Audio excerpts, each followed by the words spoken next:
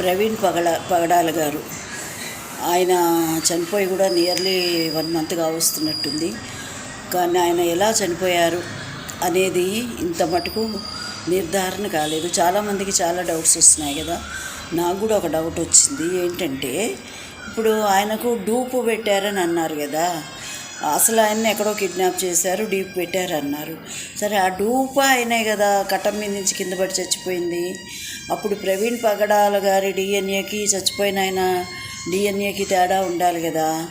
లేదా డూపు కింద పడిపోకుండా, అంటే కింద పడిపోయాడు అనుకుంటే, కింద పడిపోయిన ఆయన చచ్చిపోయిన ఆయన తెచ్చి పడేశారనుకుంటే, కింద పడి ఆయనకు కూడా కొద్ది గొప్ప దెబ్బలు తగిలి రక్తం ఉంటుంది, డిఎన్ఏ టెస్ట్ చేస్తే తెలుస్తుంది కదా కొద్ది గొప్ప.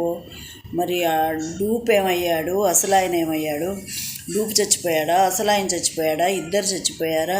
అసలు చాలా కన్ఫ్యూజన్గా ఉంది నాకు. అసలు రకరకాలుగా వింటున్నానండి. ఒక్కొక్కళ్ళు చెప్పేది వింటుంటే ఒక్కొక్క రకం డౌట్స్ నా బుర్రలో ఇప్పటికీ కనీసం 200-300 డౌట్స్ ఉన్నాయి. ఎవరు తీరుస్తారు నాకు?